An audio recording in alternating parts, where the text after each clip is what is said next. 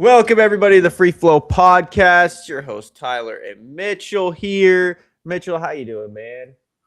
Dude, I'm just trying to fucking get through the day, get through my life at this point. But aside from some stupid fucking workplace drama, I'm good, dude. Good, man. Good. Just we're just getting caught up here, boys. Getting all settled in. We're gonna start with everybody's favorite.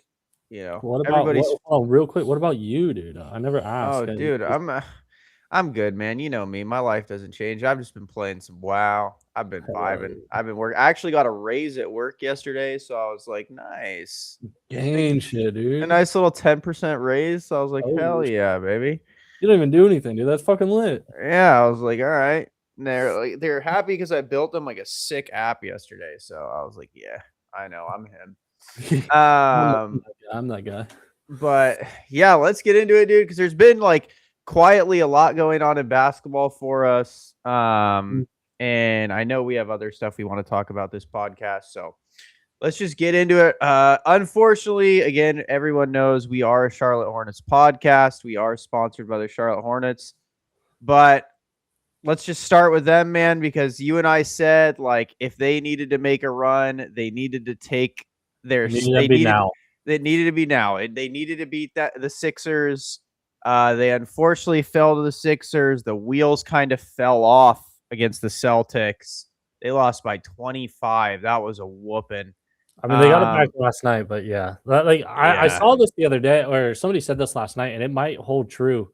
But they're full of young guys. They're full. Mhm. They got a rookie. I don't know if we want to call him a star, but he's a borderline like star player in Con Knipple. Mhm. And college they play 32 games. They're 82 game grind now, and like Cooper Flag, I hear is hitting kind of that same wall right now. Just Mhm. efficiencies like going down, and because you got to also think like it's not just that they're playing more games, but like there's now 50, 60, like depending on this time, like games of tape on these guys, like at a Yep. professional level. And so teams can not necessarily figure them out, but their job does get harder. Yeah. You kind of struggle when you come into the league. You're not necessarily dominating right away. You get that midseason push because nobody knows how to guard you. They think what they've been doing is working, but you figure it out. And then it's impressive when you look at somebody like LeBron, KD, who have played for fucking 20 years. Yeah. And there's just a constant adjustment where Yeah. because it's just a back and forth. It's like I got to add something to my game because if I don't, other teams are going to figure me out.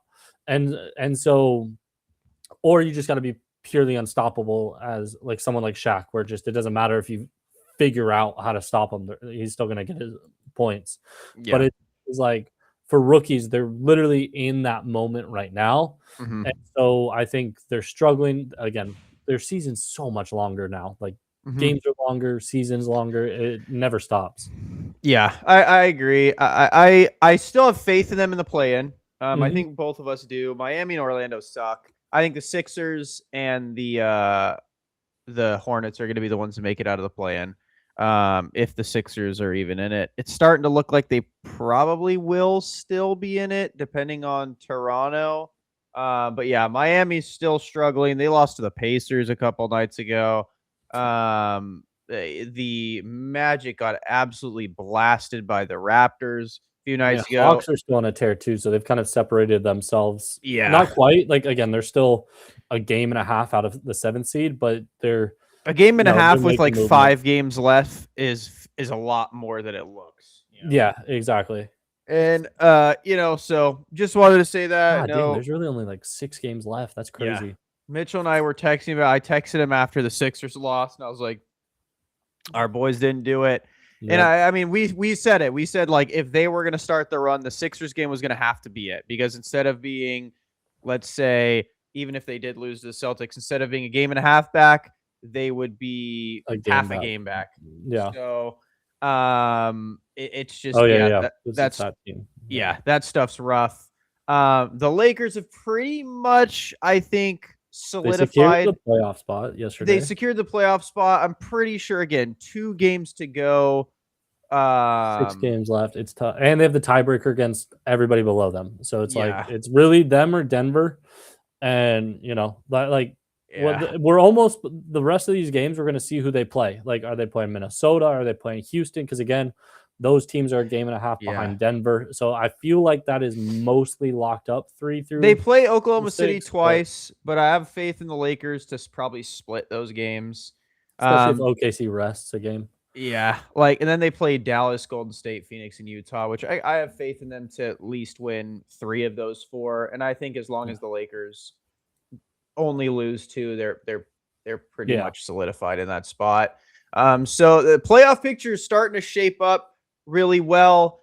I don't think either of us have wavered on our Spurs pick. Yeah. They're just looking still so good. And I know the whatchamacallit, the Thunder have been on a tear.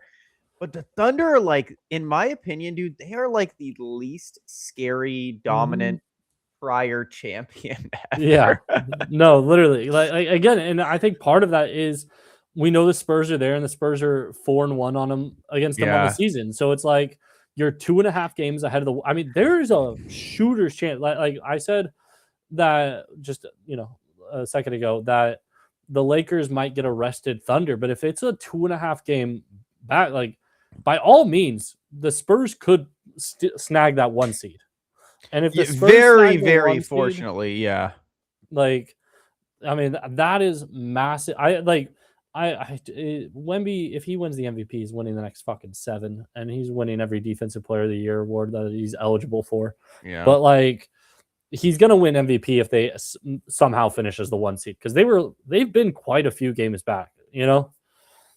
Yeah, they're 2.5 back. I feel like OKC doesn't have the easiest schedule because they play Lakers twice, they play Denver, and they play Phoenix. But Even Phoenix isn't necessarily like a gimme. yeah, but like I still think that I mean, dude, 2.5 games is really hard to overcome. Yeah, with Uh, 6 games, that's no room. yeah, like the Spurs literally have to win every game, and the Thunder have to lose 3, I 3, think. yeah, Yeah. So depending on tiebreakers. yeah, I mean, Spurs are the biggest Well, the Spurs Spurs, fans are the biggest Lakers fans in the world right now.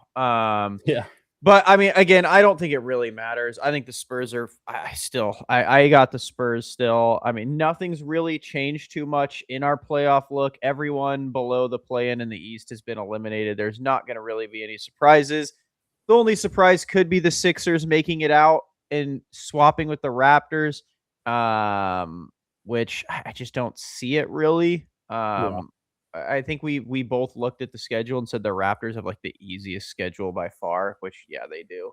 yeah, Remaining games. So and the East is just so up and down, bro. Anyone can beat anyone, it seems like. So another thing I kind of wanted to talk about, kind of to switch gears, like on the bottom end of the league, is there's been a huge conversation about Cam Boozer right now. He's like the hot topic, especially because Duke choked in dramatic fashion per usual. And that's the only a thing. way We Duke all could choke. I knew they were gonna lose. Yeah. Like if somebody was like, "Hey, Duke's win," like if somebody from the future said Duke is going to win the national championship on any given year, I'd be like, "You're fucking lying." Yeah. You coming back is the butterfly effect that's gonna make them lose. And we saw all these, posts and memes about like how did Duke lose with this, and they showed like they've showed that they haven't won a title with people like Tatum, Yeah, Boozer, like Paulo. But the biggest talking point was Cam Boozer being basically an extremely overrated prospect. A lot of people feel that, which I agree. I texted Mitchell about this because I was like, oh, this does kind of look concerning. Cam Boozer very much defaults to what a lot of people are calling bully ball. And for our audio listeners or people that don't know what bully ball is basically I can't score, so I'm going to take the ball to the paint and just I'm bigger than you. That's basically the thing. He's 6'9", 250. He's a big boy, so he basically just backs him down, and that's how he tries to get buckets. He either tries to get to the free throw line, or just out muscle you. And a lot of people are saying he's not going to be able to do that effectively in the NBA. So I just kind of want to get your thoughts, Mitchell. What do you think about that? Do you think he's a bit of an overrated prospect? Is he still your number one prospect in the class? I How are you feeling about him? For me, my biggest thing is, and I saw a tweet mention this earlier today. Like, I don't even know if it was that long ago, but like, it's basically that his I'm seeing if I can scroll through and find it real quick. But like, what people are worried about with somebody like Boozer Mhm. is that he is a filled out player, and I don't just mean like in body, but also in his play style. Like, he's a very well developed, like kind of all around player, Mhm. and so they don't see a lot of holes in his game to say, okay, how is he like? What is his potential?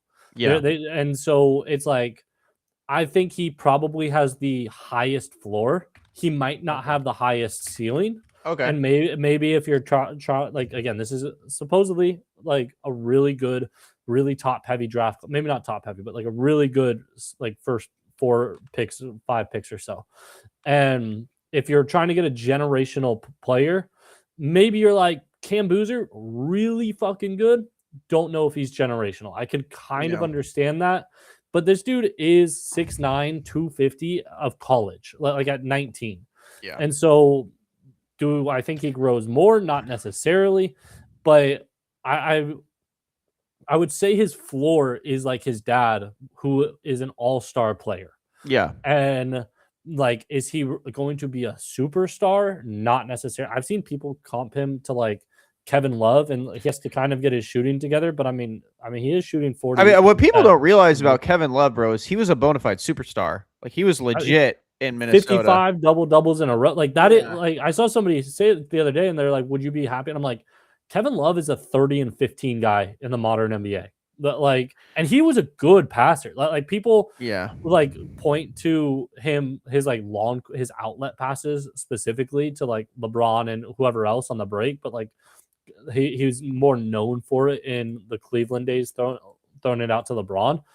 But I mean, he is a solid passer. Like, Yeah, I and think my thing with that comp is I think Boozer has to be a lot better of a 3-point shooter. Like he'd have to really work on it. But I at actually least like your comp. 40% like this season. But yeah, Yeah. I actually like your comp. Yeah, but my thing is like his 40% is like he's taking a handful a game. Like Kevin Love was kind of like a volume 3-point guy. Like at he least was for just the time. yeah, Yeah, he was drilling him. I really do like your comp of him literally playing a lot like his dad because it kind of is like his dad. Like yeah. and Carlos Boozer, it's no disrespect. Like I feel like any NBA team, if you could redraft Carlos No, Boozer yeah, in his knowing draft, what he's gonna be. yeah, you'd be like that. He's a really good player. Like he wasn't ever like. I mean, obviously near the He tail was end like of a his career, 20 and 10 but guy for he was a really uh, good some piece. years. Yeah, he was a really good piece of your puzzle, especially during those Jazz teams with Darren Williams Yeah, um and I do agree. Like when watching him, like he really does. And in today's NBA, in my opinion, the default to bully ball really hurts you.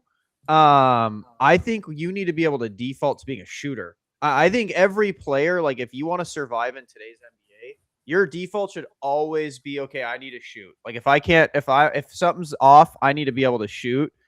Um, and because again, like with the like, dude, could you imagine trying to play bully ball against Wemby as a 6'9", 250 center forward? You just get swarmed. And I do like the Kevin Love podcast, comp. Kevin Love comp because they are similar size. I think Kevin Love's 6'10", 250.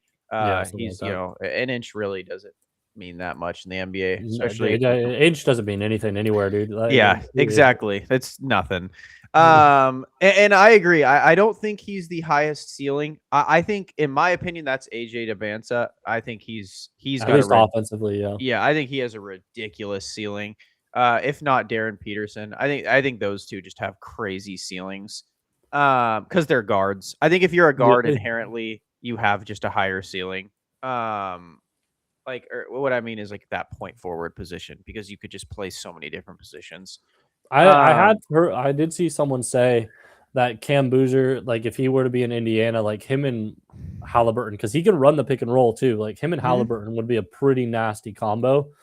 Yeah, And Like I don't again for a player like him to immediately go to a good team and make an impact would Yeah. definitely be like good for him. Yeah, and in a world, I get it. Everyone wants the Wembys, they want the Yeah. Lukas when they're drafting high. But bro, if you could get a floor Carlos Boozer, that's really good. Like that's a Yeah. really good draft pick. Sure, is it like because here's the thing, right? Is it a franchise player? Yeah, Maybe not. say you draft the AJ Dabanza, right? And it's like, dude, but this guy could be him. Like he could be the Yeah. next blank, right? He could be He could anything. be the next like KD, for Yeah. example. Like that would be great. But what if he isn't? What if he just sucks? Then you're like sitting there like what if he's the next ball? Then you're sitting Yeah, there like, yeah. damn, I wish we drafted Cam Boozer. Like, sure, he's not and here's the thing, like Cam could be great. He could be Kevin Love, right? Like Yeah. I think that's a really good ceiling to have. Like people say that as an insult, but bro, this dude was a 40-20 machine in Minnesota. Like people don't realize because when he went to He's one of Cleveland, like 3 players with like a 30-30 game. yeah, like when he went to Cleveland, he just kind of got phased out, which again, I think that was a mistake. I think Cleveland would have been a lot better if they made him more of a part of things, but like dude, Kevin Love was an animal in Minnesota. Like when he went Yeah. to Cleveland, everyone's like, "Oh, this is going to be better than the Heat team. Like this dude's better than Chris Bosh." And Yeah. then he got And there. Boozer's a better defender than Love. Like Love was never known for Yeah, his defense. he's a good defender. Yeah, exactly. So I will say this, like I hear the concerns and I do understand them. But I feel like a lot of the people like you and I, even when we were super high on Cam, and I still am super high on Yeah. Cam, you and I kind of realized his potential wasn't. I think we always kind of said this was he wasn't going to be that guy that was going to come in and be like a Zion level or flag level prospect. Like he's Yeah. just a good basketball player. Like where we comped flag to like Jason Tatum. Like that's kind of how I see Cam, but for forwards, like I see him more as like just like a really, really good role player. Which isn't bad. I think people get like offended by the word role player. And I think like we always say that on this show, we say role players win championships. Like that's just how it is. That's how it always has been. The Mavs beating every single player on that Heat team. Oh, who is the hardest person? Like, who do you think was the catalyst of that Mavs versus Heat title run? And they all say JJ Barea. Like, role players are what win you games. And I think Cam Boozer could be one of the best ones. Like, Carlos Boozer, if people don't know, like, go watch him on the Jazz. Like, he was ridiculously good. And I'm looking at like their player comps right now on this like one draft board, and it's like AJ Debonsa, like Tracy McGrady. Like, I mean, that's one of the best comps in this little draft, like in this thing. Then Darren Peterson, you got a Kobe Light, Ray Allen. I mean, dude, if I got Kobe with Ray Allen like Kobe Light with Ray Allen shooting, yeah. like, I mean, holy insane. Shit. Like, no offense, that's not Kobe Light. That's fucking better than Kobe. Like, yeah, that's a comp and a half right there. I'll tell you. Caleb Holy. Wilson, like Kevin Garnett. I mean, if you got that kind of defense, that's unreal. Brother, wait, hold on. I can't get over this. If you're saying Kobe Light Ray Allen, that's like best player ever. Like that's an insane comp. But like, I just don't understand how you're gonna say Kobe Light and then throw in Ray Allen, and it's like, dude, you're telling me you're shooting 40% on 9 threes a game, and that's Kobe Light, like. But and then Cam Boozer, Michael Beasley, Al Horford, Kevin Love. So again, it's like. The ceiling Michael isn't Beasley there is on a those. bit disrespectful. Come on. I feel again. I think that's like absolute floor. Like that's who he's gonna come in and beat. But I mean, we're both fucking. We were. I So love high Beasley. On Michael Beasley. I dude. love Beasley, but I mean, saying it with hindsight is disrespectful. I think his floor is his dad. I really like the comp out of you. I think his floor is his dad, which is great. And then I think his ceiling's like Kevin Love. Al Horford's a 7-footer, so I feel like that's a bit of a weird comp. But I mean, Al Horford, another like guy that's been in the league for damn. Wait, no, years. Al Horford isn't. I thought he was a 7-footer. Al Horford's 6'8". Yeah, he's actually pretty small. Oh, that's a great comp, bro. And Al Horford's still doing it at 40.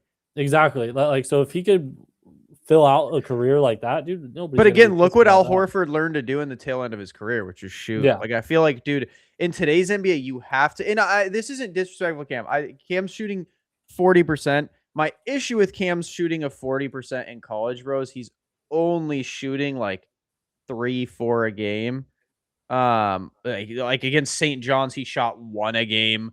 Like when Yeah. they're playing their best, he's not shooting threes a lot. And again, I really, really do. I think that would be his Achilles heel in the NBA is like against Siena, right? They struggled. He shot 5 threes a game. Like you in the NBA, in today's NBA, if you're an up and coming prospect, brother, you have to be able to shoot. That you cannot get away with being an NBA player and not be able to shoot unless you're like Wemby Especially a size. star. Yeah, Yeah. like you have to be Shaq. Like if you're not going to be able to shoot, bro, you can't be But some even then, midi. like Brooke Lopez, like he's a fucking sniper now. I'm not Yeah, saying he's like Shaq, but like just a huge guy that you could like who actually has historically feasted in the paint. Like yeah.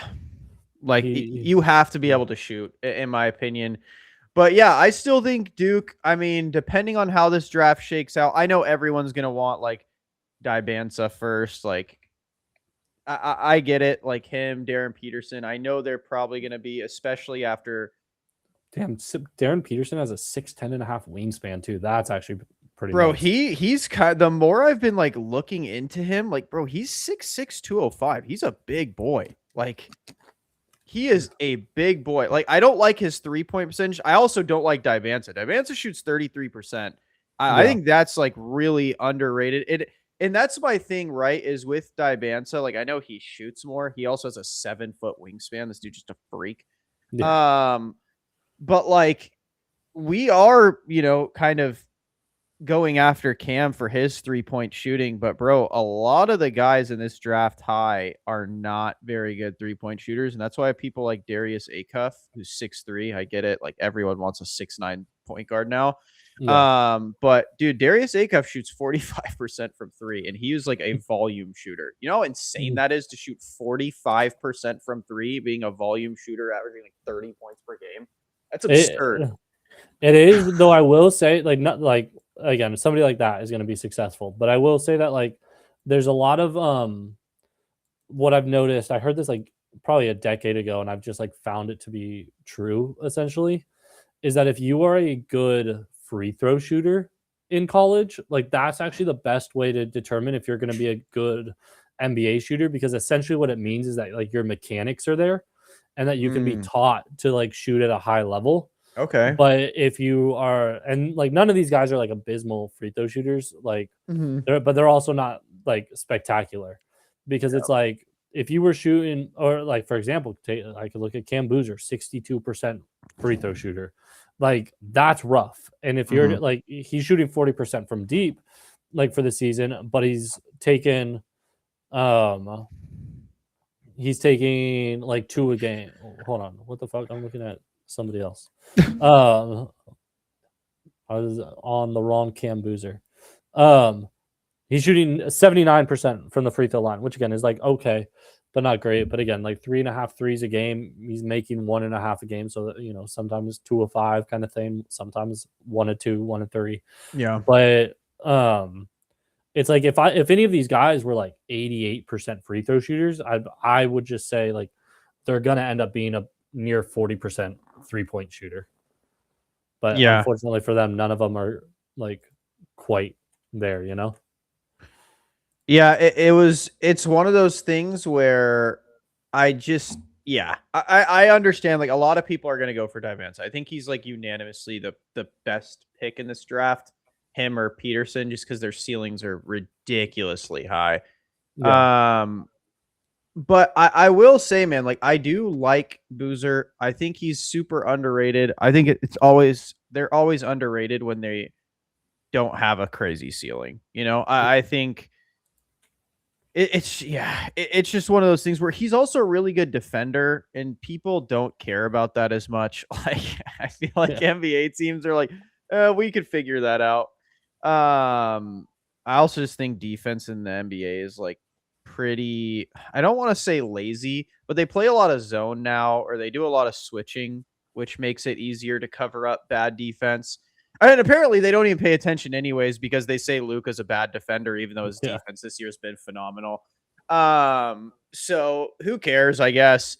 But yeah, man, like I really do think the Pacers, if I'm the Pacers, I'm happy with Boozer or Dibanza. Obviously you want Dibanza the most. because of what he can be. What do But what do you think about Asia or Elijah Arenas, Gilbert's son? Like I know he's been playing at a smaller school. Is he coming out this year? Like USC, I think.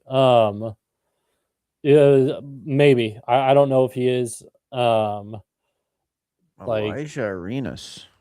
yeah, Alijah. And I mean, he was a bucket in high school. He was nasty. That dude's got a Squidward nose on him. Damn. Not necessarily like high volume, not really shooting well at all. But yeah, I think he needs to stay in college another year. Yeah. I mean, because here you're, bro, 34% field goal percentage on 21% from three and a 79% free throw percentage. You ain't brawny, son. You're not going to get drafted if you come out. They don't even have a Caleb in here, at least not in the first round. Yeah, I think players like that, you just kind of need, you need to stay. Is Caleb Boozer not coming out? Caleb, you mean Caden?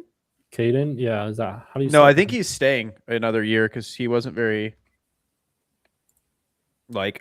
he wasn't like a star or whatever. Dude, you got to feel for him. I think we've said this before, but just like he's 6'4", like compared to bro, he looks like the guy, the I am 12 guy. He literally looks identical to him. Yeah, I mean, he just, again, I think like with his splits, it's really hard. Like you're a 6'4" guard that shoots 30% from three, just lost your team the game on a really bad turnover. Like, again, and he averaged 7 points a game. It's one of those things where you're a freshman, bro. Just stay in school. Like I get it's super attractive to be a one and done. But bro, especially I feel with like your brother going. Yeah, like I feel like developing in college, especially with NIL, bro. You're at Duke. You're making cash. So it's like just stay there, have one good season where you're averaging like 13, 14 points a game, 40% from three, and you're immediately going to at least get drafted. Especially, again, you're from Duke. So, like, if I was him, I'd stay. Again, especially because that's a rough one to end on for you. Yeah. Like, even though he played well in the game, that's the crazy part is he was 4 for 5. You know, hit his 1-3 he took at 15 points, 6 assists, 5 rebounds, 2 steals. But yeah, that's going to be rough. I just think you're better, in my opinion, you're better off staying in college for a guy like that. Same with Elijah Arenas. If you don't have the splits to like, because in my opinion, Elijah Arenas and Caden Boozer aren't probably going to be drafted if they come out. So I feel like your best bet is at least try and get drafted, get splits to be, because in the NBA, bro, no, like you could jump anywhere from 5 to 60. Like I feel like those are like maybe not 5, but like out of the lottery to. Yeah, I mean, like, at this point, you could even go. I mean, granted, not in this year. I'm talking like next year. If they waited till next year in a less low. Oh yeah. I hear you. Like like if you have one of those solid seasons, like a 15 and a 15, 4 and 7, 6, whatever. Yeah, something like that as a guard for them. Like I feel like that's success. And if you can get that 3-point percentage up to like high 30s, low 40s, free throws up to like mid 80s, like bro, you'd be looked at as like, we're gonna draft this kid at least, you know. That's kind of my thing with Caden Boozer is I think he's one of those guys where it's just it's rough. Like you're only as good as your last play. And I feel like that's a rough last play, dude. Yeah, like nobody wants to end their college career on that, but at the same time, if you can make a name in the NBA immediately, I will say this: remake it. Could you imagine if they like gave a top pick? Actually, I'll say this. So right now, it's projected that somehow, some way, in God's miracle earth, that the Mavericks end up with that Darius Acuff, dude, the 6'3" guard that shoots 45% from three and is an absolute bucket. If they ended up with Darius Acuff, like even if they don't get one of these lottery picks, brother, if you pair this kid with Kyrie and Cooper Flag, like this team might be legitimately lethal. Like, I don't know how you stop their offense. But what would you think if like the Warriors or the Lakers somehow jumped up to like one of Just these snag one picks? of these, dude. But I'm looking at, I look at who the Lakers got. I look at who they got. If they jump up, I've been like kind of perusing this draft board. Who they need? They need a Braylon Mullins, another white guy, Mm. sniper, shooter. Braun and the white boys, like it's another level of lethality. And Really, if you they can don't get a think that the shooter, Lakers should go for like some big body center? I mean, Like, they could go for a center. I'm just saying, like, if like like because that he's projected like right around the 10th pick, and this is kind of a guard heavy upper mhm. draft. Because again, like what you really need, like I don't know based off what I'm reading, but they didn't even have this guy's name here. Never mind, he doesn't exist, I guess. But like, if you could have like they need someone to pair with Luca fundamentally, So here's and so they need that athleticism, they need that lob threat, but somebody that can So be like a better Jackson Hayes. so here's my thing. There's this guy Flory Badunga out of Kansas. Awesome name, by the way. Great Yeah, jersey. He's 6'10", 235. But brother, he is like the rim runner. He's a huge lob threat. threat. And also, here's the big thing about him is he's a center, right? He's a true center. This dude shot 0% from three. He does not shoot the basketball. But because he's like 6'10", 235, he's a very good front court defender as well. He's a good rim protector, a very good lob threat, but he's also a good front court defender. I feel like if the Lakers, if you're picking late in the draft, like right now, one of these drafts has us picking this guy Krivas out of Arizona because he's a defensive minded center, but he's some white dude. He's good in drop coverage. He's a good screener, but I don't know. I'm with you. I think you need to find like a lob guy. Like you need to find like Yeah. a guy like Badunga that's a big time defensive player that can help Luca. I like that he's a front court defender because again, I think that's what made Lively so valuable is he's very versatile. He can defend a guard, he can defend a forward, he can defend a center. I mean, this other comp I'm saying, they could snag him over whoever else because he's protected first pick of the second round. But Henry Vassar, like, Okay. his player comp, Chris Anderson plus, like, Plus, and I mean, plus. like Chris Anderson, people will sleep, but like, I mean, that dude was in a dunk contest, you know? Yeah. Yeah, dude. Um, I really think a really good lob threat would do like wonder. I think Jackson Hayes is good, but I think you could find a lot better. With also yeah, because bro, they'd be getting developed with Luca, which Jackson Hayes wasn't. So if you got one of these guys like that could get developed by Luca, dude. yeah, and that's the thing. It's like, just anybody who's like again, like I think, you always love to get a shooter if you can get one. I don't know if they really need them because they do have Ravia and um. Oh my god, why am I blanking on his name? Hayes. No, shooter. Oh, Cornet.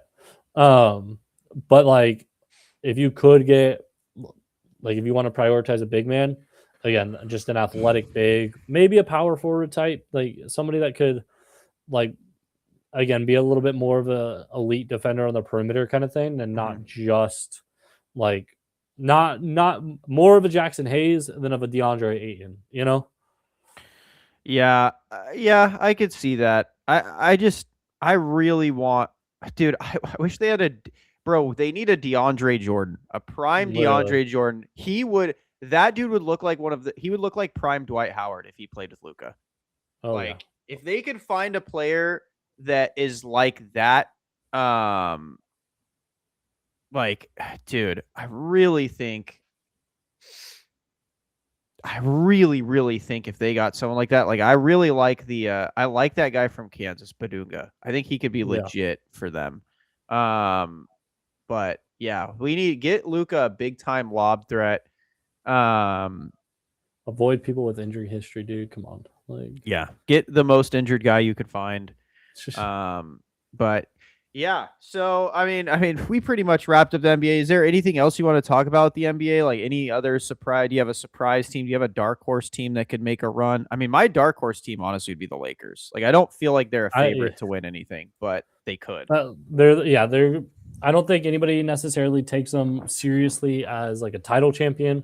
Again, having Luca, LeBron, and hopefully Reeves at like play in the playoffs how he does in the regular season, like that is a fucking tough team to beat. They are hard to beat at the end of the games. Yeah. I'll Especially say like that. Who's your they are apparently the best 5-minute team in the NBA, which was an interesting mhm. stat that I saw during a game. But yeah, who is Reeves your X factor in the playoffs? Because he's definitely mine. I want to say no only because I want to be able to count on him and just be like that's what he's going to do. Yeah. And if if we make that assumption, just to be like he's going to play the way he does, like Lakers are going to be performing the way they should be performing. Who's the next guy? I mean, Rui has some big games. He has some big time potential, but I think it's the bigs, like fundamentally, because if they can keep doing I think the bigs have been arguably the biggest reason for their turnaround Mm-hmm. between DeAndre and then Jackson Hayes, just like Yes. really buying in, really just doing the dirty work, not asking for anything. Like, DeAndre had a good game last night, and he's not trying to do too much. He's like, I'm just gonna do the work. I'm gonna make the plays. It's not gonna be pretty, but I'm just gonna do the work. And he finds himself shooting the second most on the team or the third most shots on the team. Mm-hmm. And it's like that. You're gonna get those looks every single game, Yeah. and you don't force it. Like it's let Luka get it to you, but The best player in the world right now, by the way. yeah, and then again, they're shooting. Like if Kennard and Laravia can continue to shoot well, I mean, if those guys shoot 40% plus in the playoffs, if they shoot 45% in any given round, Yeah. I don't think we lose that round. Especially if they both shoot 45%, I don't think we lose that round. And if Luka's shooting 10 for 10 from the free throw line, we're in a good spot. If that dude Yeah, can hit his free throws, because Luka is kind of meh at free throws. Like he's been like he is wildly meh. inconsistent Yeah, for yeah. whatever reason. 75% from the free throws, unacceptable for someone of Luka's level. Especially because it's like a regression. Like he's Yeah. not been like he's never been like a phenomenal free throw shooter, but I mean, Which is it's so below crazy to me, man. what he has been. Like, how are you not just a knockdown free throw shooter?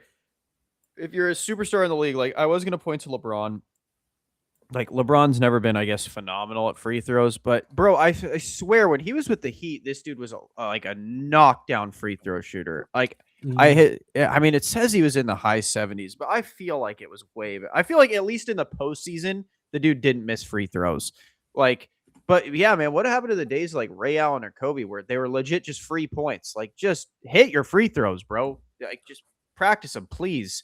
But I could agree with you. Like Aiton definitely, yeah, Aiton is X factor. But yeah, my opinion, like you know how I am with Austin Yeah. Reeves. Like even again against Cavs, he was awful. Like you can't be playing like this in the playoffs, and that's always been my biggest thing with Even the game Reeves. before that, like he played well in the fourth, but he was pretty shit up until the fourth. Yeah, like, and that's my thing with Reeves. Like I don't know if it's a gas tank thing, or what. But brother, especially if you're trying to command big money, this is unacceptable to be playing like this at this point in the season. I get the Lakers are winning, so no one's going to criticize it yet. Yeah. But I'm telling you, bro, if he goes in the playoffs and they get first or second round bounce and he's dropping stinkers, I am going to be this podcast is going to turn into the do not sign this mother for a max deal. I'm telling you, I would let him walk. I would sign and trade. I'd do anything but keep him on this team if this dude cannot pull together a good, like, because this would be, I think, 3 years in a row that this dude cannot pull it together in the playoffs. And that's unacceptable, especially because, again, when you have Luka on your team, bro, you are a championship, like it's a championship aspirations, period. Yeah. So if when it matters, you can't help him, you got to go. And so my X factor, I definitely agree with you. Like we should be able to count on Reeves at this point. He has kind of solidified himself JJ Redick's even said it, like, this is Luka and Reeves's team. Yeah. But it's time to, nut up or shut up. We gotta see it and be like, okay, it actually is now. Yeah, like, he's my X factor purely because of that, because he is just a horrible playoff performer. Like, I'm actually curious real quick. Playoff stats, because I like my hatred for him in the playoffs is I'm immense. pretty sure like his numbers are similar-ish, but his percentages are way down. And obviously they're not compared to like this season, just Yeah. because like he's been a fucking phenomenal player this year. So like everything looks down, but yeah. Honestly, his numbers are not horrible in the playoffs for as much as I rip into him. He's 45% from the field, 38% from three. It's not horrible. Empty But game player, dude. yeah, I mean, in my opinion, it's all for obviously I pay more attention during the elimination games and when Yeah, you're exactly. and yeah, so go Austin Reeves. Your favorite still the Spurs. You're still with me on the Spurs winning the championship this year, most likely. Like they'd be your favorite. That's where I'm at. Have you wavered on your Eastern Conference team? You said the Knicks. You think the Knicks are going to be the Eastern Conference team. Have you wavered at all, or are you thinking still Knicks? I mean, they've lost their last three. I mean, part of me just, again, without really paying attention that much, but just has a vibe feeling, like has some belief in Cleveland. But I mean, like Detroit, I don't know, man. Like it's almost like, not to sound like an asshole and like I don't care or I'm throwing away whatever I'm saying, but like at the same time, I'm like, who gives a fuck? It doesn't matter. It's gonna be somebody out of the West. Like, could you imagine if the East just whoever out of sweeps the the East. West? Yeah, just they get it, and it's like just a matchup nightmare for whatever reason. Yeah, I do agree with you. I really can, bro. I'd roll a dice. Like, I keep saying the Pistons just because, one, I hate the Celtics. I'll never pick them. Yeah.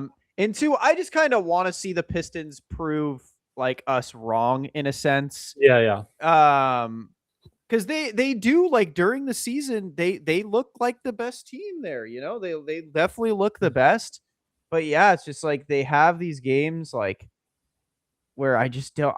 It's hard for me to believe in them. Like, I know they beat the Lakers. They barely lost to the Thunder. Yeah.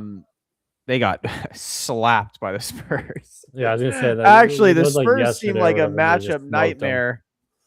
Oh yeah, San Antonio's beat the brakes off them both times they played them this season. So, I mean, if you play the Thunder, you have a chance, because it seems like the Spurs, bro, the Spurs dominate everyone at the top end. It's so wild. They have such a good matchup number with everyone at the top end of the like standings. Dude, they just come out to play. They just come out with some extra. Like, truly, dude, they're like, it's like the Raptors. They're like, yeah, we'll lose this game. Like, wow, the Knicks kind of obliterate. Okay, so the Knicks are a bad matchup for the Spurs. Interesting. Okay. I mean, they got a good amount of size. They got hustle. They got heart. Literally, they got zestiness. They got zestiness, which Wemby does not like. But yeah, I mean, again, I think our favorite's the Spurs. If Mitchell's right and the Knicks go to the finals, I mean, maybe that's maybe Karl Anthony Towns is kryptonite. I don't know.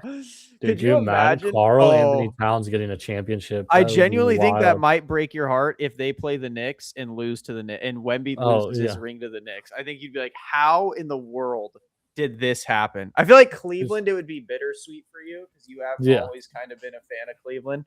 Yeah. But like the Knicks, I would be happy. I know you don't like Harden, but I would be happy to see Harden get a title. Like, I just on the way out. I mean, it would be cool for sure. I just think he's so overrated. And again, I feel like in the playoffs, like, I think the way Donovan Mitchell plays in the playoffs just makes it so hard to win because he plays so ball dominant in the playoffs. Yeah. Even though he plays great, it's just so hard to win with a player that ball dominant in the playoffs. Like, even Kobe, when they win, he was spreading it to Powell, Lamar, Shaq, obviously. Yeah. Because role players win championships, baby. There actually is one thing I was gonna say, because so we can kind of talk MVP, I guess, for a minute, because that's been a whole thing where Luka, phenomenal last week, phenomenal month, drops down in the standings. Brother, how? I don't understand, but the real reason to get into this is just for a quick like Jokic talk, where people Oh, are yes, you like, did have that tweet you wanted to talk about. yeah, Go where ahead. people are talking about like people they're trying to find reasons not to give it to him or whatever. And I like again, I still haven't thought about it that much since I made this tweet. But if we were like, you know what, Jokic is the MVP, should have won it when fucking Embiid won it. He deserves it this year. He deserves it next year. Best player in the world, deserves to win it every year. If like right now in the moment, as prisoners of the moment, we could say this is the greatest player in the world. He deserves to be great, like acknowledged for it. Sure, whatever. I don't really agree with that. Not to the level of like you're telling me you are so definitively the best player in the world that you deserve 7 like MVPs or however many MVPs you get. I don't agree that he's just that much better than everybody else. But also, 10 years from now, we look back on this. If we were to find out that Jokic has 5, 6, 7 MVPs and he's still got one championship, we are going to look back at this time and say, we overrated the hell out of. I know what he was doing was impressive, but he like Russell Westbrook didn't win 4 MVPs. You know, he didn't win 6 MVPs. And it's like, if we look at a guy and we just see Neither did Harden, to your point. Yeah. Yeah. If we look at a guy's like accolade list and we see that they've won 7 MVPs and 1 championship, there is no way that we look at that player and we say they are, and we don't say that they are the most overrated player in NBA history. And so part of me is like, cap them at 3 until they win. I know it's a regular season award, but like, be like, if I want to put you in this all-time discussion of guys that have won 4 MVPs or more, like I just need to see multiple championships out of you. I agree. And here's my thing too, right? Like you could say, right, like some people, like the biggest debate, like my biggest thing with MVP is I hate why they call it most valuable player. Just call it player that played the best this year, because it always goes to a player. It's never most valuable. It's never the most valuable player to their team, because if we're doing it by that, I would make the case that Luka is more valuable than Jokic because, brother, one, this, in my opinion, it's a regular season award. Lakers are the 3rd seed. Nuggets are the 4th seed. Luka is the sole reason this team is in the 3rd seed. Austin Reeves has been playing like poo this month. LeBron is a 3rd option. He's old. He's 40 years old, bro. Like he's not like some people will say like, oh, if you have another great like top 10 caliber player, it's got to bring him down. And like, brother, you cannot. He doesn't, be like, in my opinion. You cannot say LeBron at 40 is why Luka doesn't deserve an MVP vote. And in my opinion, and this isn't an insult to LeBron. Like I know everyone's going to take it as one. LeBron isn't a top 10 player right now, and that's not an insult. He's 40. If he was a top 10 player in the league right now, that would be an insult to the league. They'd be like, wow, these players are bums if a 40-year-old is a top 10 player. Like he's just, in my opinion, he's just not. I think his IQ is top 10, but I don't think he as a player is top 10. So I don't think he has another top 10 player. I think Jamal Murray, in my opinion, is a better player right now, currently in time, than LeBron or Austin Reeves right now, currently in time. And so it's like, in my opinion, Jokic and I think Aaron Gordon, in my opinion, right now in time, is one of the best 3rd options to have in the league. Like Jokic has more help than Luka, in my opinion. I think he has better like 4th, 5th, 6th level scoring options than Luka. Like, he's definitely got a more well-rounded team. Yeah, like Luka's thrown into a team that wasn't even prepped to have him. Like if he was on the Mavs, I'd understand. Like his roster is loaded for him. It's the perfect roster for Luka. Yeah, but like, bro, this Lakers roster, he's just making it work. Austin Reeves is hurt, doesn't matter. LeBron doesn't really play back-to-backs to save himself. I mean, he has been, but yeah, he has been at the tail end. But like, it's like he's playing with Bronny, he's playing with Laravia, Kennard, like he's playing with players that nobody wanted, and he's beating great teams. Like, I mean, he's just having again, it makes no sense that he went down in the MVP rankings. And bro, he like is last week. playing phenomenal defense. It is ridiculous to hold it. What does he need to do? Win all NBA defense? He never will just because of the dirt on his name. Like he never will just because of that.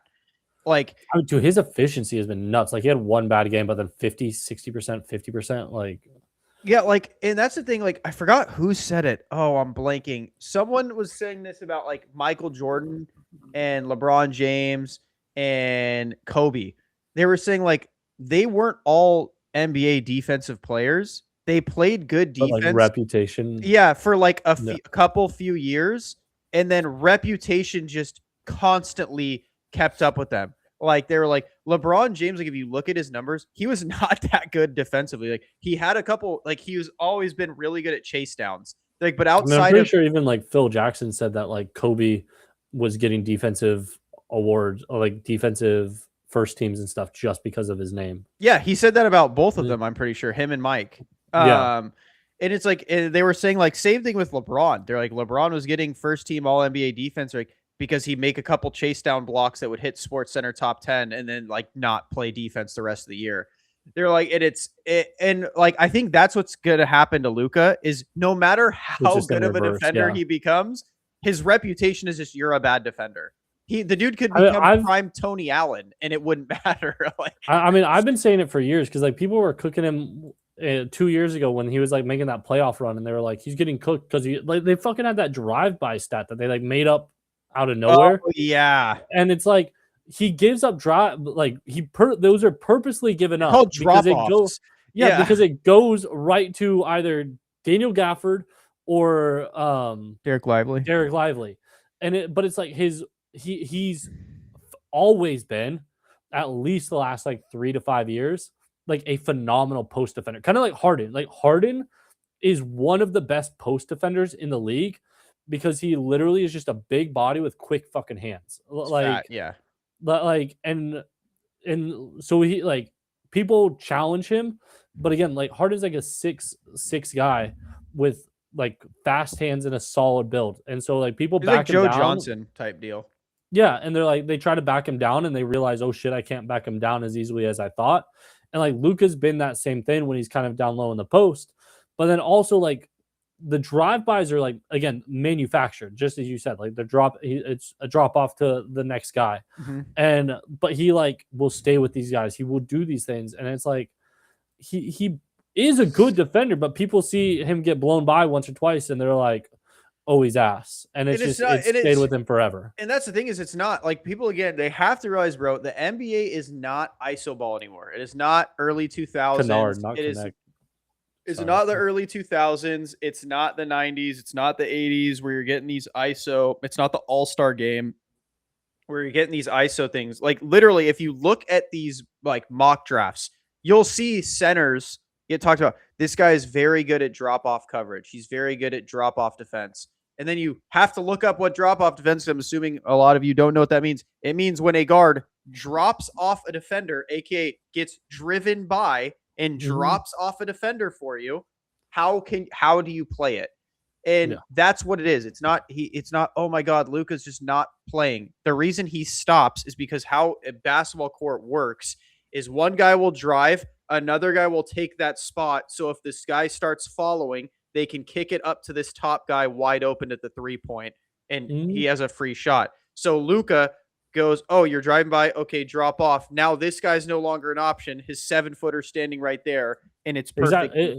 It's because it's all basketball is. Like if you were to like simplify it as much as possible, is that it's drive and kick basketball. You either shoot layups or you shoot threes. And so when you like, because I'll like play the same way for years. Like if somebody's gonna beat me, but there's somebody there, I let them beat me, knowing that I got a help defender, and I just go out to the guy that's like swinging, like you just explained, like the guy that's gonna pop right behind him. Yep. But like, and because it's just rotating, it's team defense, and people want to like praise like this individual defense, or like they want to knock individual defense when like that is the team defense. But it's the same thing on the other end. Like again, the standards change for Luka versus like Jokic, where they're like they care about defense until it comes to Jokic, or people say Shea is a great defender because he gets a couple of steals. Dude, Luka's been getting steals too. Luke He's has the more steals than Shea, by the way. He averages more yeah. steals. Yeah. And it's like, first off, steals don't mean you're a great defender because like we have seen so many players just like play passing lanes and it results in points because like you go for the steal, you miss it, and then they either have a wide open shot or they drive by. Like, but it's like these guys are not just phenomenal plus defenders, and yet they get this reputation as a defender, whereas Luka gets the exact opposite. And I'm just like, again, the standards are constantly changing, and it's never in Luka's favor. Yeah. Like if he will meet whatever standard you set, but then they're like, actually, that's not the standard anymore. Now it's this. Yeah. And what people need to realize, guys, is like being a good defender, in my opinion, is a bit overrated unless you're like a post guy at this point. I feel like post defenders are the most important defenders in the league, like the Wembys. The Brook Lopez has been really good defender. Like the post defenders, in my opinion, are more important than the guards because again, most of the time, guards, your job is play up on them, drop them off, because I don't think people realize how much just passive movement goes on. Like zone cover, like zone defense, it's mainly zone. Like you'll see, but it's like a loose zone. Yeah, it's man, but it's a switch man defense. Steph Curry basically made people have to revolutionize defense. You can't just be like, I got him now. It's not like when you were in AYSO basketball. It's like, I got him the whole time. I'm going to run through these screens. Brother, they will double, triple, quadruple screen you to get you off of their player and get him for an open look. And it's like nowadays defense is all about, can you switch? Can you drop efficiently? Can you guard the open guy? Like, can you make like you said, can you defend passing lanes? Passing lanes is the most important thing for guards nowadays. The big defense is all on your post guys. Like it really is. Like if you have a good post guy, like that's why JaVale McGee was feasting when he was at the Lakers. Like if you can play good post defense, like then your team looks like they have a great defense. Like that's the thing is too, like I saw a stat the other day that somebody was like trying to shit on Wemby because essentially his like the per shot rate, but like the points per weighted, like points per shot against Wemby isolation defense is like 1.18, which is like absurdly high to like, because you would be like Wemby's the best defender in the world, whereas like again, Gobert is like a 0.78, like something like so 0.78 points per shot taken against him, whereas Wemby is like 1.9, I believe, and or like 1.19, something like that. And the reason, honest to God, that happens, first off, the sample size is super small. It's like 48 points against Wemby. Yeah. Is that in that stat, and you watch Wemby highlights because you see this every single time, like every night. The amount of people that don't take shots against Wemby is absurd. And so it's like you're going to tell me that the points per shot matters when they don't take shots 6 times a game because they like. I don't give a fuck if they shoot it twice a game and they happen to make it when he's turned away 6 other shots without having to do a fucking thing. Yeah, like that's the thing is like the stat is super skewed because the only reason you take a shot on Wemby is if you have like a clean look or you got him to leave his feet or you have him all tangled up with multiple people around him. Because again, he's turned away so many shots, so people aren't. You're not going to take a contested shot against Wemby unless it's like some psychopath like Luka or Kobe, where you that's like. That's literally what I said. I saw the post and I was like, Wemby is such a good defender that he makes the offense more efficient. Yeah, because they only take shots they know are going in. Yeah, you can't afford to take like a contested. Bro, if you take a contested shot about Wemby, you're going to go on SportsCenter. Like you're going to be on SportsCenter, you're going to get snatch blocked, and it's going to be embarrassing. So they just don't do it. It was like this. It was similar with I think it was DeAndre Jordan, like back in Lob City. Like people would just like go down there and they'd be like try to do the Steve Nash for like under the basket, and it's like there's nothing I can do here. Like he's going to like mixtape me. The same with like Dwight Howard. It's like this shit's going in the second fucking row. Yeah, dude. It's like really good defenders. Yeah, I have a feeling you could probably look at a bunch of great defenders and their points per shot is probably high because they're not taking shots they don't think they can make, because if you do, you're gonna be on a mixtape. Like, you just That, are. like it's almost more surprising that Rudy Gobert is like so low, because it's like, dude, guys are thinking they can shoot on you, and maybe that's like a skill set of Gobert to be like to make them think they can get a shot off kind of thing. Whereas Wemby just has so much height and length that it's like no defender's like, I oh, I will. can get this off. So I'll say this too. I think Gobert's is also because he's so slow. A lot of people Mhm. switch on him at the 3-point position, which is just naturally a less made shot. So they'll Yeah, get him to swap, and then they'll take a three that's like slightly contested because he's just, again, he's so a little slow. bit slower. Yeah. Yeah. And it's like even Luca said, remember when he hit the buzzer beater on him Mhm. like last year, 2 years ago? He goes, I mean, he's like, I'm slow, but he's slower than me. So, like, Yeah. it's one of those things where it's like even the shot Luca took on him wasn't like a great shot, but you have that space. Whereas with Wemby, you don't have space because one, he's quick. Like, he's Mhm. actually pretty laterally fast. And two, you can't, bro. He's so long. You cannot take a contested shot. Like, if Luca took a contested shot on Wemby, it's getting swatted. Even as good as Luca is, like, bro, he's so long. So yeah, I mean, I'm glad we talked about this. We haven't had a little fun debate in a while, a little talk. So I saw this tweet from Daltu. She just posted it because I was looking for something fun for us to talk about. And this actually is a fun one. He said, I wish there was an elevated cereal experience. Like, you could go to a breakfast spot and get a god tier bowl you wouldn't have at home. I think that would be fun for us to kind of talk about. Dude, Are you a big cereal guy? Because I I'm still am. I not really, and I will admit, like, this might sound crazy to people. I'm a dry cereal guy, so like you put milk in that shit, I fucking hate it. I hate soggy Really? cereal. Okay. Not a big milk and cereal guy. Like I wouldn't even mind having milk and cereal, but milk in cereal, I don't fuck with it. That said, like, what do you like?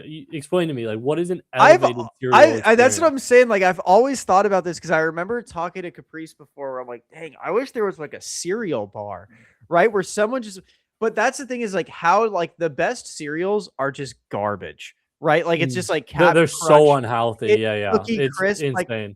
so I was thinking about this tweet. I'm like, how would you make an ideal god tier bowl of cereal? Like, in my opinion, you'd have to go to a place that mixes them, like the Lucky Charms marshmallows with like Mhm. Captain Well, Crunch. dude, like a Cold Stone or a Chipotle, Ah, but for for cereal. cereal. Like, you'd be like, all right, I'm gonna get some Lucky Charms marshmallows, throw some Yeah, Captain Crunch berries in that, and then hit it with some Apple Jacks. Like, you would go into diabetic dude, shock, but it would be god tier. some Fruit Loops with some marshmallows, like some of That's what the I'm Lucky Charms saying. marshmallow. That would go crazy. I'm not gonna lie. Like, that's what I'm saying. Like, you'd And you could have choose the to. ratio like 2 to 1 marshmallow, because dude, you don't get enough marshmallows like ever. Yeah, like, bro, that's what I'm saying is like a god tier cereal experience. You would have to do something like that. You'd have to mix them, like Cookie Crisp with some Cocoa Puffs in Dude, it. Like, I was the Chips Ahoy. I mean, first off, that's fucking crazy. Just straight up cookies for breakfast is an bro, absolutely insane thing. But like cookie, I can imagine like a Chips Ahoy again. Like the marshmallows are they're so good. Like they add the like the softer texture. They're delicious, and like a Chips Ahoy and um the fucking marshmallows from Fruit Loops.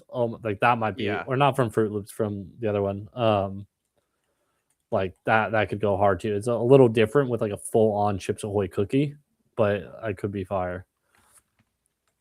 Yeah, no, that's what I'm saying. Like, bro, a god tier cereal experience. Like, you'd have to be mixing them, and it would be so much sugar. It'd basically be a dessert place.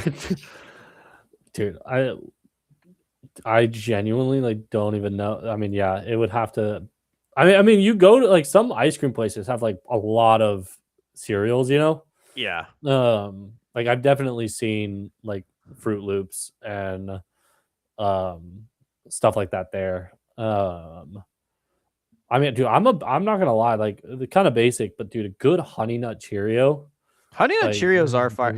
Actually, you know what I had lately? What were they called? Hold on, I want to get the name right. Because, dude, I had some golden crisps brother. Really? Those I've heard good things, but I don't slapped. know the last time I've had them. That's what I love about cereals. They're all so good and sugary in their own way. Like, dude, I love like Jackson every morning comes into our bed, watches a couple episodes of his Spider-Man show, and like eats some honeycomb. And Chris like, "Is this bad? It's so much sugar." I'm like, "Yeah, but." It's horrible, but yeah. I mean, I Because we like don't give him a lot. I give him like a handful. Like I just take yeah. my hand and throw a handful, and like it's not like he gets a lot. But bro, cereal's so good. Like okay, so I thought honeycombs. This is how like gnarly cereal is. So I was like looking up. I was like, okay, honeycombs are probably like a healthier cereal, right? It's probably like not that much sugar. Brother, honeycombs have the same amount of sugar as like Captain Crunch. Like it's the Yeah. same thing. They're so bad for you. And so I was saying, like, Chris, like, well, what's like non-super sugary cereal, brother? There ain't nothing. Jackson ain't eating it. It's like regular Cheerios and Yeah. like Like nasty Special K. And then so I'm like sitting there even thinking, like, though some of those not because like I kind of fuck with like the dude Frosted Raisin Bran, not gonna lie, pretty good. oh yeah, Oh, bro, like no, because like I remember as a kid, like I used to get Special K, but it wasn't sweet. mhm. So I would put a spoonful of sugar in it and then mix it Oh up. shit, you're And doing it then that, yourself. yeah, and then Oh, that would like make it good. And now that I'm thinking about it, I was like, brother, I had so much sugar as a kid. I mean, I still do. Like we have a yeah. pantry with candy and cereal, and I mean, that's you have a kid, so you know you're that's what but go I mean, like, I still have I have a couple Rice Krispies and a little ice cream bar like every day. yeah, like, bro, I'm just saying, like, I saw that, and I've always thought about that. Like, bro, a cereal bar would slap, but I feel like, in my opinion, it would be like, in my opinion, the thing with the cereal bars, I feel like people would think it's cool for like a second, and Yeah, then yeah. they'd get over it. Like, it's not like a good business model. No, I don't think so. Like, because again, it's like, dude, it's just first off, it's so fucking unhealthy, and like, it's not someplace you could go regularly. Like it's kind of surprising that cereals are still around as much as they are, because it's like the U.S. is kind of like tapered off of cigarettes because we know it's bad, but then cereals, it's like this is the most unhealthy thing that's like somehow just gotten even less healthy. Like even the healthy ones have gotten unhealthy, and Yeah. it's like there's been a health kick in like across the world to just like make healthier foods, Yeah, and especially yet for you because cereals, you hate fat people now. dude, yeah, they gotta eat less, dude. But like, and also I think part of it is just like cereal is such like a US thing. Like other people from like Europe or Asia, like they go to US supermarkets and they just see a whole cereal aisle and they're like, what the fuck is this? Is like, I mean, dude, it is.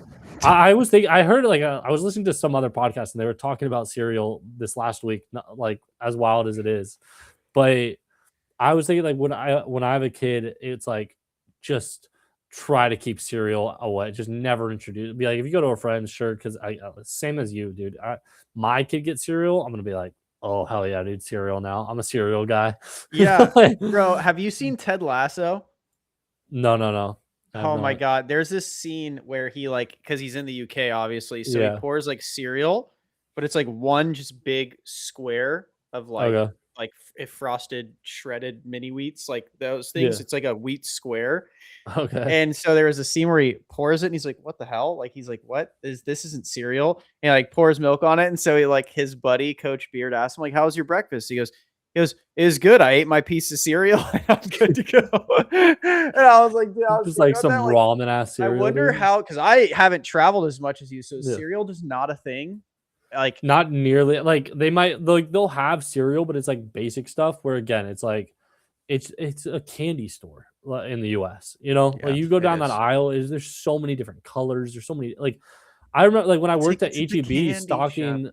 stocking shelves, an entire row Yeah, was cereal. And then like the other side isn't not also like some of that is also cereal. Like and it's like how are there 80 different cereals? bro. Yeah, me and Caprice were looking because I was like, "Oh yeah, like let's get some cereal," and we went to the cereal aisle because usually we just order off Walmart, just whatever. Like Yeah. I'm in the mood for it because Jackson will like it because it's sugary.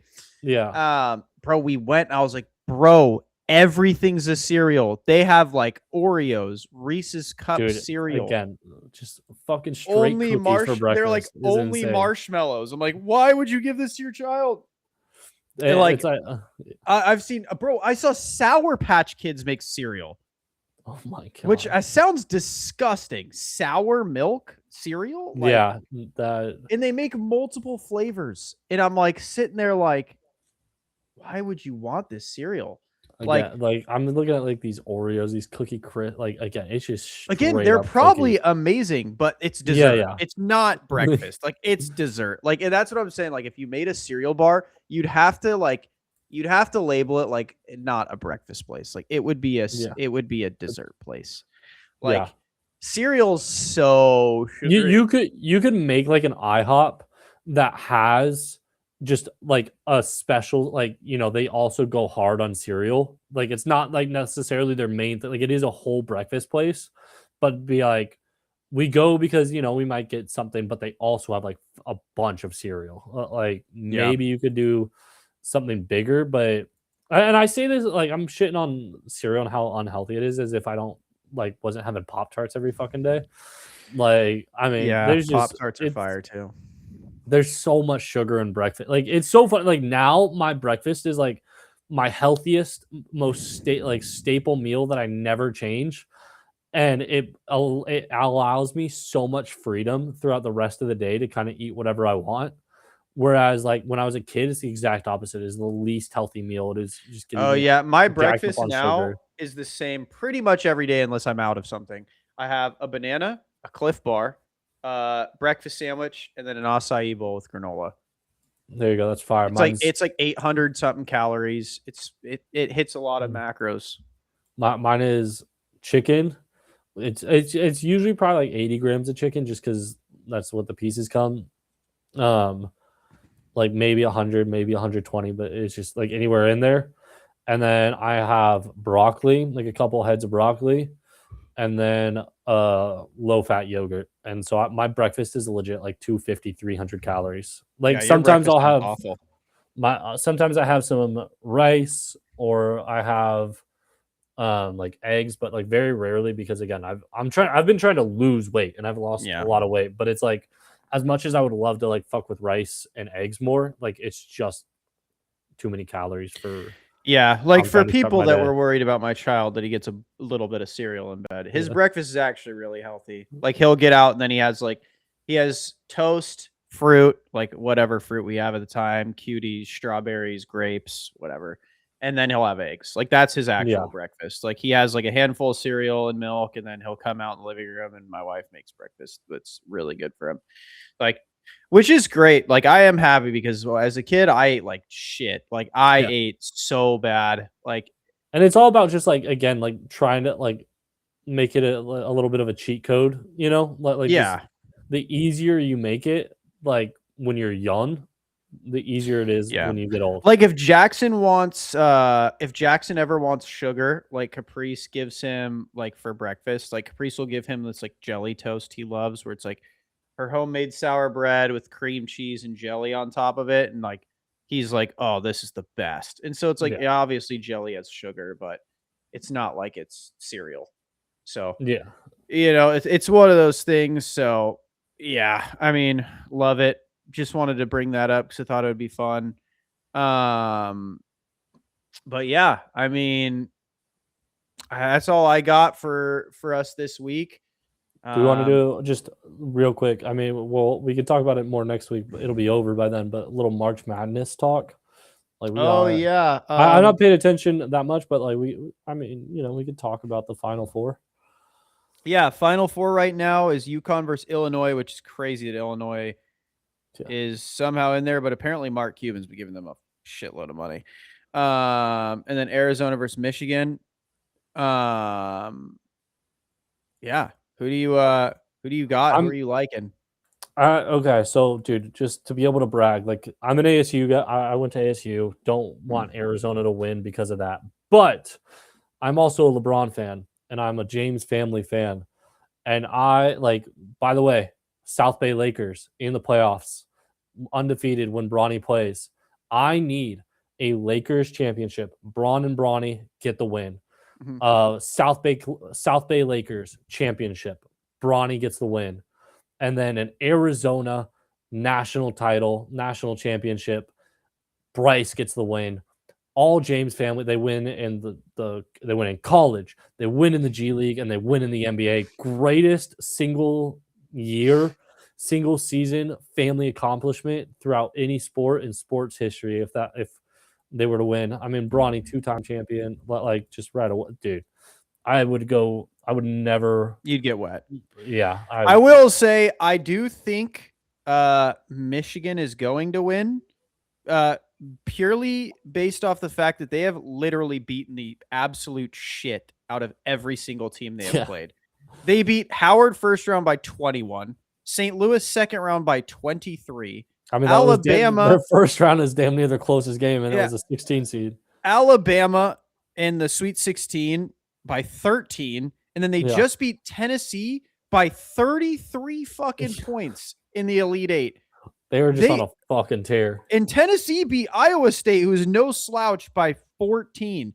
Like, they made them look like a AYSO team. They beat the piss out of that team. Like, I mean, they've only lost 3 games all year. They're on an absolute tear. Yeah, they are literally, actually, physically choke slamming teams.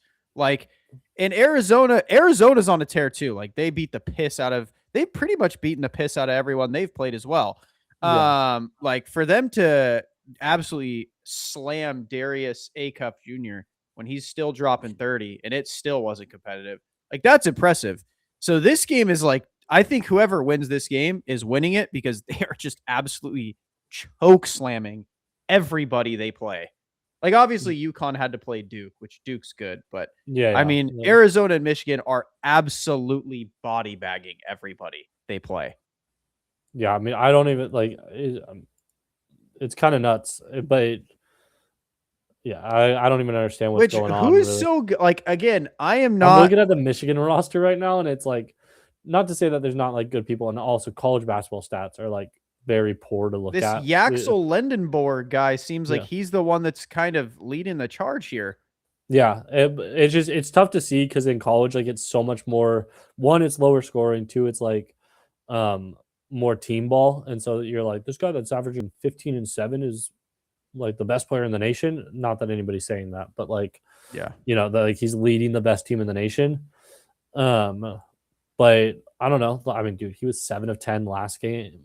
Or sorry, never mind. I thought that was threes. I hate how they do 2-point attempts. Isn't it crazy that the like unanimous best picks in this draft, none of them are in the Final Four?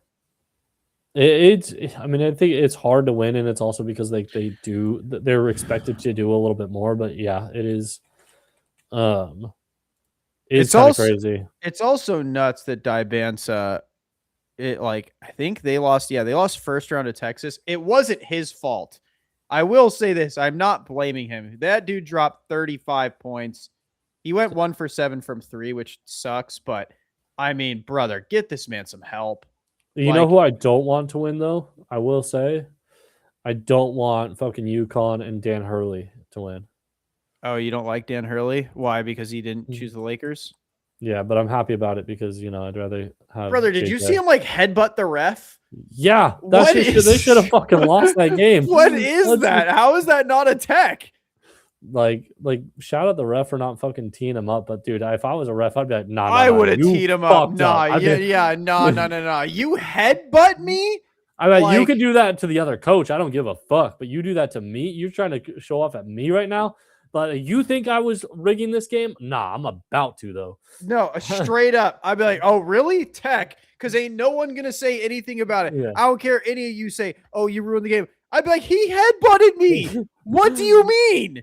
Like, and that's the thing. People were like surprised that he didn't get teed up. And it's like, exactly. You would have been surprised if he didn't. So let's tee him the fuck up. Yeah, I'd have teed him up, given that game to Duke, and then been like, fuck Dan Hurley. But that also would have been so funny if that's how Duke fucking moved on, because that's like Duke, like, that's kind of the way Duke would lose, but it's also like what they would need to win, because Duke is going to be Duke. They need they need an outside source to protect Duke from being Duke. Yeah. And like, here's my thing, bro, is I am like against the Laker fan grain on this one. I don't hate Dan Hurley. because I respect the hell out of how much he hates Rob Pelinka because I'm the same way. So I respect the hatred. And again, I was fine with Hurley or JJ. Like I Yeah. actually really like JJ as coach, especially now with Luca. I mean, same, but I didn't need him to So disrespect my yeah, I friends. get it. Like yeah, I get it. You didn't. I understand why people don't like him. But Yeah. I'll tell you what, if I'm getting signed up, I'd be like, is Palinka going to be my GM? They say yes. I say, all right, peace. I'm going back. Yeah. Like, I respect the hate on Palinka. But yeah, no, I think it's whoever wins Michigan or Arizona wins. Like they both look like it's like an unstoppable force meets an immovable object, and we're about to see. This might be the one game I'm like super hyped to watch, like because Yeah, I need to brother, figure they out what both time look. it is for me. Yeah, it's 7:49 for me, which is a very That's actually probably a fire for me, not gonna lie. that's an intriguing time.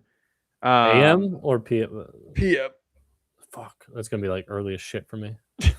Yeah. I mean, I should have known. Like, I don't know why my mind even went to. It's just the way you Arizona's said it. only lost 2, Michigan's only lost 3.